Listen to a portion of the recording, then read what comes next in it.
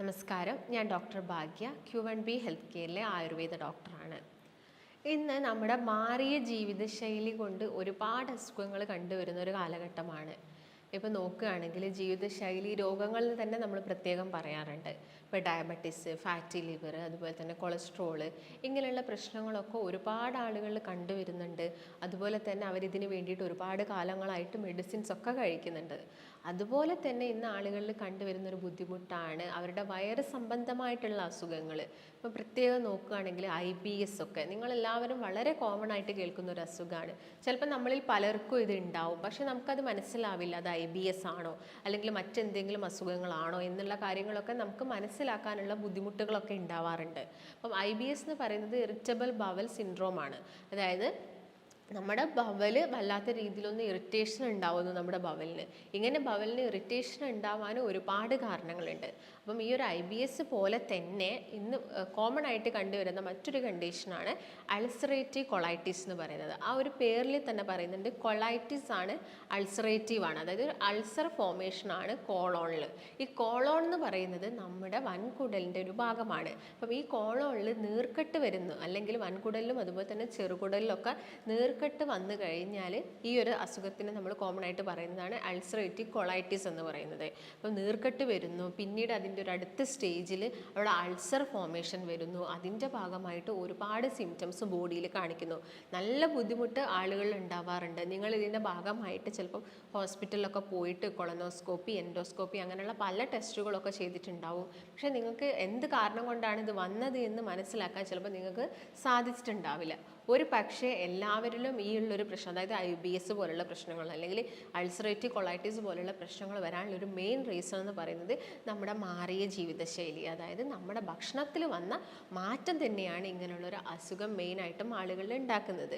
അപ്പോൾ ഞാൻ നേരത്തെ പറഞ്ഞ പോലെ തന്നെ ഡൈജസ്റ്റീവ് ട്രാക്റ്റിൽ വരുന്ന ഒരു ഭാഗമാണ് നമ്മുടെ വൻകുടലും അതുപോലെ തന്നെ ചെറുകുടലിലും ഒക്കെ. അപ്പം ഇവിടെ വരുന്ന ഒരു ഇൻഫ്ലമേഷൻ അഥവാ നീർക്കെട്ടാണ് ശരിക്കും ഈ ഒരു കൊളൈറ്റിസ് എന്ന് പറഞ്ഞൊരു അസുഖം. അത് കോളോണിലും അതുപോലെ തന്നെ രക്തത്തിലൊക്കെ കണ്ടുവരാറുണ്ട് ആളുകളിൽ.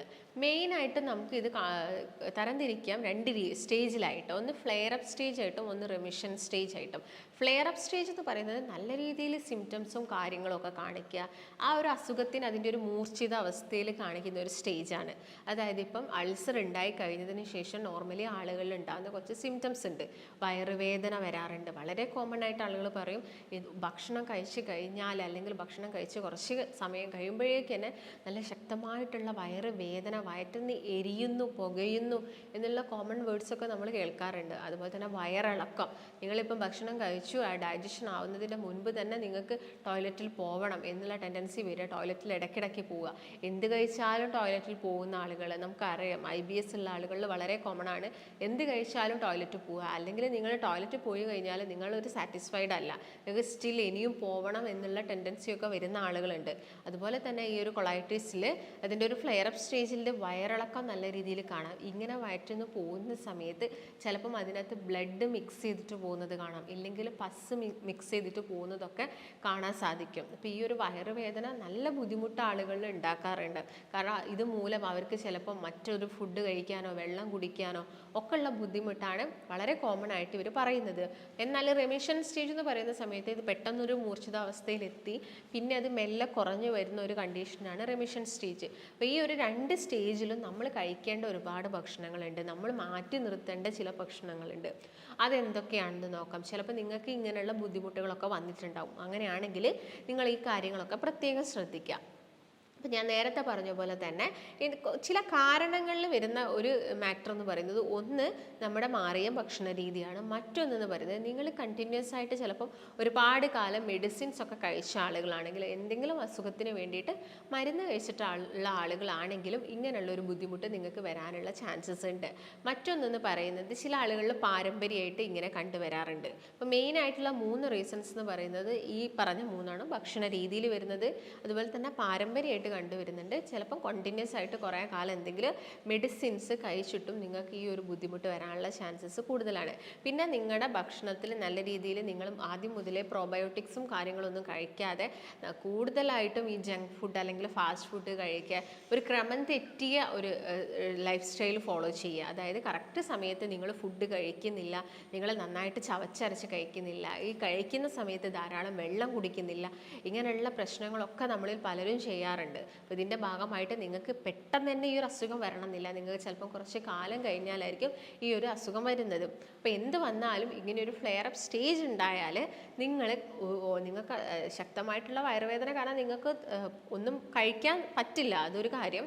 എന്നാലും നിങ്ങൾ കഴിക്കുന്ന സമയത്ത് കൂടുതലും ലിക്വിഡ് ഡയറ്റ് നോക്കുക. ലിക്വിഡ് ഡയറ്റ് എന്ന് പറയുമ്പോൾ കൂടുതലും വെള്ളം ഉള്ള ഒരു ഭക്ഷണം, വെള്ളമുള്ള ഭക്ഷണം നമുക്ക് എല്ലാവർക്കും അറിയാം, അത് കഞ്ഞി തന്നെയാണ്. അപ്പോൾ കഞ്ഞി കഴിക്കുന്നുണ്ടെങ്കിൽ നിങ്ങൾ കൂടുതലായിട്ടും അതിൽ അരി കുറയ്ക്കുക, എന്നിട്ട് എന്ത് ചെയ്യുക, വെള്ളത്തിൻ്റെ അളവ് കൂട്ടിയെടുക്കുക. അപ്പോൾ ഈ ഒരു സ്റ്റേജിൽ ആ ഒരു സ്റ്റേജ് നമുക്ക് പെട്ടെന്ന് തന്നെ സ്പെസിഫൈ ചെയ്യാൻ വേണ്ടി സാധിക്കും. അപ്പോൾ ആ ഒരു സ്റ്റേജിൽ മാക്സിമം നിങ്ങൾ കഞ്ഞി പോലുള്ള ഭക്ഷണങ്ങൾ കഴിക്കുക. അപ്പം കഞ്ഞിയിൽ നിങ്ങൾക്ക് വേണമെങ്കിൽ ചുക്ക് ആഡ് ചെയ്യാവുന്നതാണ്, അല്ലെങ്കിൽ ത്രികടു എന്ന് പറയും, ആയുർവേദത്തിൽ ത്രികടു എന്ന് പറയുന്നത് 3 ഔഷധങ്ങൾ വരുന്നതാണ്. ഈ 3 ചുക്ക്, അതുപോലെ തന്നെ തിപ്പല്ലി വരുന്നുണ്ട്, കുരുമുളക്, ഇത് 3 കൂടി വരുന്നതാണ്. അപ്പോൾ ഇത് 3 കൂടി നിങ്ങൾക്ക് മിക്സ് ചെയ്തിട്ട് വേണമെങ്കിൽ കഞ്ഞി എടുക്കാവുന്നതാണ്. അത് അല്ലെങ്കിൽ നിങ്ങൾക്ക് നമ്മളിപ്പോൾ ആയുർവേദത്തിൽ നോക്കുകയാണെങ്കിൽ പഞ്ചകോല ചൂർണ്ണമൊക്കെ അവൈലബിൾ ആണ്. അപ്പോൾ നമുക്ക് പഞ്ചകോല ചൂർണ്ണം, അതുപോലെ ഇന്ദുപ്പ് നമുക്ക് ആഡ് ചെയ്യാം. ഇതൊക്കെ ആഡ് ചെയ്തിട്ട് നമുക്ക് ആ കഞ്ഞി എടുക്കാവുന്നതാണ്. പക്ഷേ എപ്പോഴും നിങ്ങൾ ഈ പഞ്ചകോല ചൂർണ്ണം അല്ലെങ്കിൽ ഈ ത്രികടു ഒക്കെ ആഡ് ചെയ്യുമ്പോൾ ഒരു ഡോക്ടറിൻ്റെ നിർദ്ദേശം എപ്പോഴും എടുക്കേണ്ടതാണ്. നിങ്ങൾക്ക് തോന്നിയ അളവിലൊന്നും അതിൻ്റെ അകത്തേക്ക് വാരിയിട്ടിട്ട് കഞ്ഞി കുടിക്കാനൊന്നും പാടില്ല. അപ്പോൾ എന്താണെങ്കിലും അതിൻ്റെ ഒരു നിർദ്ദേശം നിങ്ങൾ എടുക്കണം. അതുപോലെ തന്നെ നിങ്ങൾക്ക് എടുക്കാവുന്ന മറ്റൊരു കൂടുതലും വെള്ളമുള്ളതെന്ന് പറയുന്നത് മോരാണ്. നമുക്ക് എല്ലാവർക്കും അറിയാം, മോര് നമ്മുടെ ബോഡീനെ കുറച്ചും കൂടി ഒന്ന് കൂൾ ചെയ്യാൻ വേണ്ടിയിട്ട് സഹായിക്കുന്നുണ്ട്. ഇപ്പോൾ മോരൊക്കെ ആണെങ്കിൽ പ്രത്യേകം ശ്രദ്ധിക്കുക, വെണ്ണ മാറ്റിയ മോര് നിങ്ങൾ ആ ഒരു ഫ്ലെയർ അപ്പ് സ്റ്റേജിൽ കഴിക്കുക. വെണ്ണ നീക്കം ചെയ്തിട്ട് ആ മോര് നിങ്ങൾക്ക് എടുക്കാവുന്നതാണ്. അപ്പോൾ നിങ്ങൾ മോരിലാണെങ്കിൽ പ്രത്യേകം നിങ്ങൾ വേറെ ഒന്നും ആഡ് ചെയ്യേണ്ട ആവശ്യകതയില്ല. അതുപോലെ തന്നെ ഈ ഒരു സമയങ്ങളിൽ നിങ്ങൾ ഹെവി ആയിട്ടുള്ള ഭക്ഷണങ്ങൾ ഒഴിവാക്കണം. ഹെവി ഭക്ഷണങ്ങൾ ഒഴിവാക്കുക, കൂടുതലും മസാല ഐറ്റംസ് ഒന്നും നിങ്ങൾ അതായത് നിങ്ങൾ എടുക്കാനേ പാടില്ല. നിങ്ങൾ ആ ഒരു സ്റ്റേജ് അത് വല്ലാതെ വേറൊരു അവസ്ഥയിലും കാര്യങ്ങളിലൊക്കെ എത്തിക്കാനുള്ള ചാൻസസ് ഉണ്ട്. ഓൾറെഡി ഈ ഒരു സ്റ്റേജിൽ നിങ്ങൾക്ക് നല്ല രീതിയിൽ വെയിറ്റ് ലോസ് ഉണ്ടായിരിക്കും. നിങ്ങളെ വെയിറ്റ് ഒരുവിധം കംപ്ലീറ്റ് ആയി, നിങ്ങൾ എന്ത് കഴിച്ചാലും ചിലപ്പോൾ നിങ്ങളെ തടിക്ക് പിടിക്കില്ല, നിങ്ങൾക്ക് നല്ല രീതിയിൽ വെയിറ്റ് ലോസ് ഉണ്ടായിരിക്കും. അതിൻ്റെ ഭാഗമായിട്ട് നിങ്ങൾക്ക് വിളർച്ച അഥവാ അനീമിയ വരാനുള്ള ചാൻസസ് വളരെ കൂടുതലാണ്. ഞാൻ നേരത്തെ പറഞ്ഞ പോലെ ലൂസ് മോഷൻ, വയറുവേദന, ഇങ്ങനെയുള്ള പ്രശ്നങ്ങളൊക്കെ ഈ ഒരു ഫ്ലെയർ അപ്പ് സ്റ്റേജിലാണ് കൂടുതലായിട്ടും കണ്ടുവരുന്നത്. അതുപോലെ തന്നെ നിങ്ങൾ ഫൈബർ റിച്ച് ആയിട്ടുള്ള ഭക്ഷണങ്ങൾ മാക്സിമം അവോയ്ഡ് ചെയ്യുക. കാരണം ഈ ഒരു സ്റ്റേജിൽ നിങ്ങൾ ഫൈബറിനെ ഡൈജസ്റ്റ് ചെയ്യാനുള്ള കഴിവൊന്നും നമ്മുടെ കുടലിനുണ്ടായിന്ന് വരില്ല. അതുകൊണ്ട് നിങ്ങൾ ഫൈബർ റിച്ച് ആയിട്ടുള്ള ഫുഡുകൾ മാക്സിമം ഒഴിവാക്കുക.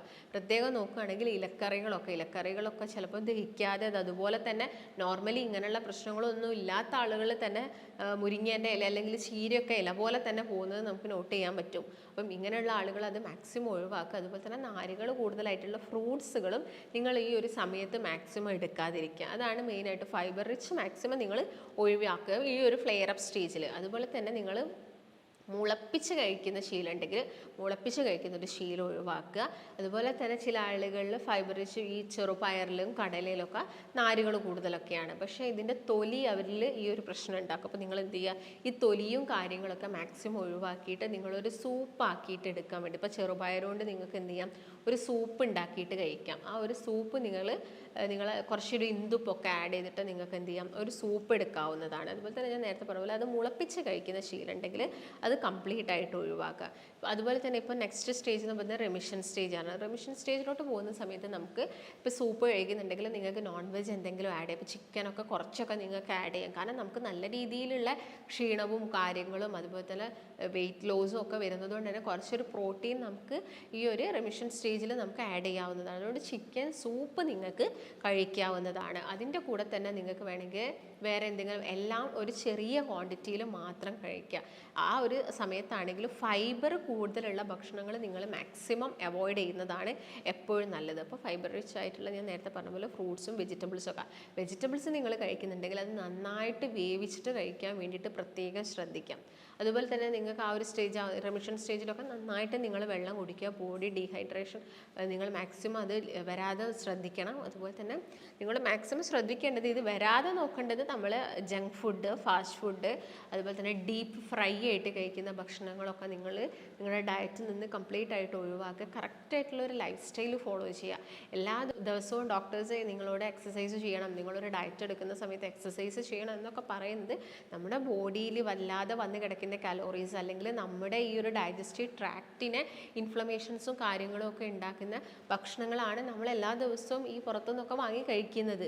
അപ്പോൾ ഇത് നമ്മുടെ ശരീരത്തിലെ കുടലിനെ, വൻകുടലിനെ, ചെറുകുടലിനെ, ആമാശയത്തിലൊക്കെ പ്രശ്നങ്ങൾ ഉണ്ടാക്കിയിട്ടാണ് ചെറിയ ചെറിയ അൾസറും കാര്യങ്ങളും ഉണ്ടാക്കുന്നത്.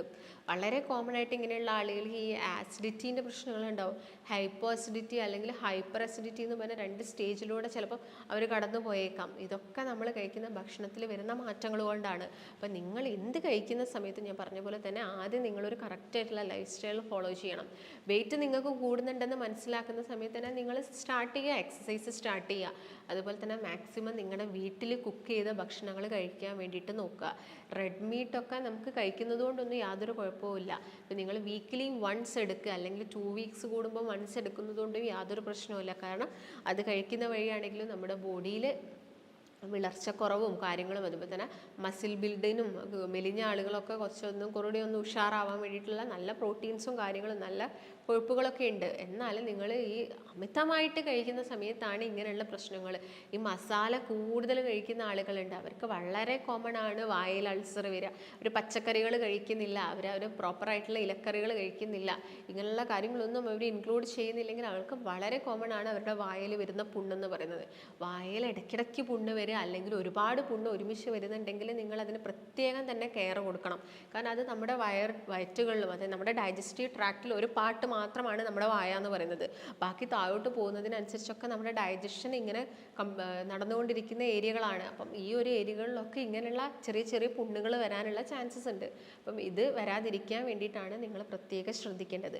പിന്നെ ഞാൻ നേരത്തെ പറഞ്ഞ പോലെ തന്നെ ഭക്ഷണത്തിൽ നിങ്ങൾ മെയിനായിട്ട് ഇതൊക്കെ ശ്രദ്ധിക്കുക. നിങ്ങൾക്ക് എല്ലാ ദിവസവും എക്സസൈസ് ചെയ്യാൻ, നല്ല രീതിയിൽ നിങ്ങൾ എക്സസൈസ് ചെയ്യുക. ബോഡിയിൽ വരുന്ന അമിതമായിട്ട് വരുന്ന ഫാറ്റും കാര്യങ്ങളും നിങ്ങൾ കുറയ്ക്കുക. അതുപോലെ തന്നെ മെയിനായിട്ടുള്ള കാര്യമാണ് നമ്മുടെ മൈൻഡ് എപ്പോഴും, അതായത് നിങ്ങൾക്ക് ടെൻഷൻ സ്ട്രെസ് ഫ്രീ ആയിട്ടുള്ളൊരു ലൈഫ് നിങ്ങൾ കീപ്പ് ചെയ്ത് പോകണം. ഈ IBS വരുന്ന ആളുകൾക്ക് അല്ലെങ്കിൽ ഇങ്ങനെയുള്ള ഈ കൊളൈറ്റിസ് പോലുള്ള അസുഖങ്ങളൊക്കെ വരുന്ന ആളുകളിൽ വലിയൊരു പ്രശ്നക്കാരെന്ന് പറയുന്നത് നമ്മുടെ മൈൻഡ് തന്നെയാണ്. നിങ്ങളുടെ മൈൻഡിന് വരുന്ന എന്തെങ്കിലും ടെൻഷനോ അല്ലെങ്കിൽ എന്തെങ്കിലും ബുദ്ധിമുട്ടോ കാര്യങ്ങളൊക്കെ നിങ്ങളുടെ ഗട്ടിൽ പ്രശ്നങ്ങൾ ഉണ്ടാക്കുന്നു. നിങ്ങളെ ഗട്ട് ഓക്കെ അല്ലെങ്കിൽ നിങ്ങളുടെ ഗട്ട് ഓക്കെ അല്ലെങ്കിൽ ആദ്യം നിങ്ങൾക്ക് പ്രശ്നം വരുന്നത് നിങ്ങളുടെ മൈൻഡിലാണ്. നിങ്ങൾക്കത് വല്ലാത്ത അതായത് ചിലപ്പോൾ നിങ്ങൾക്ക് എന്തെങ്കിലും ഒരു ടെൻഷനും കാര്യങ്ങളും ഉണ്ടായിരിക്കും. ഈ ടെൻഷൻ്റെ ഭാഗമായിട്ട് നിങ്ങൾക്ക് എല്ലാ ദിവസവും ചിലപ്പോൾ ലൂസ് മോഷൻ ഉണ്ടായേക്കാം. അതായത് ഇതെല്ലാം പരസ്പരം കണക്റ്റഡ് ആണ്. നിങ്ങളുടെ ഗട്ട് ആയിക്കോട്ടെ, നിങ്ങളുടെ ബ്രെയിൻ ആയിക്കോട്ടെ, അതുപോലെ തന്നെ നിങ്ങളുടെ സ്കിൻ ആയിക്കോട്ടെ, ഈ ഒരു ഒരു ആക്സസ് വരുന്നുണ്ട്. 3ഉം കൂടി ജോയിൻ ചെയ്തിട്ട് ഒരു ആക്സസ് വരുന്നുണ്ട്. അപ്പോൾ ഇതിലേതെങ്കിലും ഒന്ന് ഡിസ്റ്റർബ്ഡ് ആയാലും മറ്റൊന്നിൽ റിഫ്ലക്ഷൻ കാണിക്കും. മെയിനായിട്ട് നിങ്ങളുടെ ഗട്ടിലൊരു പ്രശ്നം വന്നാൽ നിങ്ങളുടെ ബ്രെയിനിലാണെങ്കിലും നിങ്ങളുടെ സ്കിന്നിലാണെങ്കിലും ഇതിൻ്റെ റിഫ്ലക്ഷൻ കാണിക്കും. അതുകൊണ്ട് നിങ്ങൾക്ക് എന്തെങ്കിലും ടെൻഷനോ കാര്യങ്ങളോ ഒക്കെ ഉണ്ടെങ്കിൽ നിങ്ങൾ മാക്സിമം ഒഴിവാക്കുക. അതുപോലെ തന്നെ ഗ്ലൂട്ടൻ ചില ആളുകൾ അലർജി ഉണ്ടാക്കും. ഗ്ലൂട്ടൻ നമുക്കറിയാം, ഗോതമ്പ് അലർജിയുള്ള ഒരുപാട് ആളുകളുണ്ട്.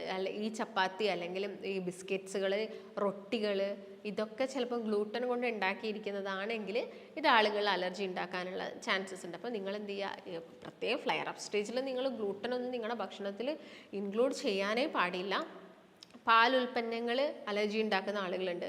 പാലുൽപ്പന്നങ്ങളൊക്കെ ആണെങ്കിലും ഈ റെമിഷൻ സ്റ്റേജിലും 2 സ്റ്റേജുകളിലും നിങ്ങൾ മാക്സിമം യൂസ് ചെയ്യാതിരിക്കുക. അപ്പം അരിയാഹാരമൊക്കെ ആണെങ്കിലും നമുക്ക് ചെറിയ രീതിയിൽ കഴിക്കാം റെമിഷൻ സ്റ്റേജിൽ മാത്രം. ഫ്ലെയർ അപ്പ് സ്റ്റേജിൽ എപ്പോഴും നമ്മുടെ ഭക്ഷണം എന്ന് പറയുന്നത് ഞാൻ നേരത്തെ പറഞ്ഞ പോലെ ഒരു ലിക്വിഡ് ഡയറ്റ്, വളരെ നോർമൽ ആയിട്ടുള്ള ചെറിയൊരു ഡയറ്റ് മാത്രമേ നമുക്ക് ഫോളോ ചെയ്ത് പോകാൻ പറ്റുള്ളൂ. അപ്പം നിങ്ങൾ ചിലപ്പം ഇങ്ങനെയുള്ള അസുഖങ്ങളിലൂടെയൊക്കെ കടന്നു പോയ ആളുകളായിരിക്കാം, ഒരുപാട് മെഡിസിൻസും കാര്യങ്ങളൊക്കെ കഴിച്ച ആളുകളായിരിക്കാം. എന്നിട്ടും നിങ്ങൾക്ക് ഓക്കെ ആയിട്ടൊന്നും ഇല്ലെങ്കിൽ നിങ്ങൾ താഴെ കാണുന്ന നമ്പറിൽ കോൺടാക്റ്റ് ചെയ്യുക. നമുക്ക് ഇതിന് മെഡിക്കേഷൻസും കാര്യങ്ങളൊക്കെ ഉണ്ട്. നമ്മൾ പ്രോബയോട്ടിക്സും അങ്ങനെയുള്ള എല്ലാ കാര്യങ്ങളും ഭക്ഷണത്തിൽ ഉൾപ്പെടുത്തിയും അതിൻ്റെതായ രീതിയിലുള്ള മെഡിക്കേഷൻസ് ഒക്കെ കൊടുക്കുന്നതാണ്. അപ്പോൾ ഇതിനെക്കുറിച്ച് എന്തെങ്കിലും സംശയങ്ങളോ കാര്യങ്ങളോ ഒക്കെ വരുന്നുണ്ടെങ്കിൽ നിങ്ങൾ താഴെ കാണുന്ന നമ്പറിൽ ബന്ധപ്പെടുക. നമുക്ക് മറ്റൊരു നല്ല ഹെൽത്ത് ടോപ്പിക്കുമായിട്ട് വീണ്ടും കാണാം. നന്ദി.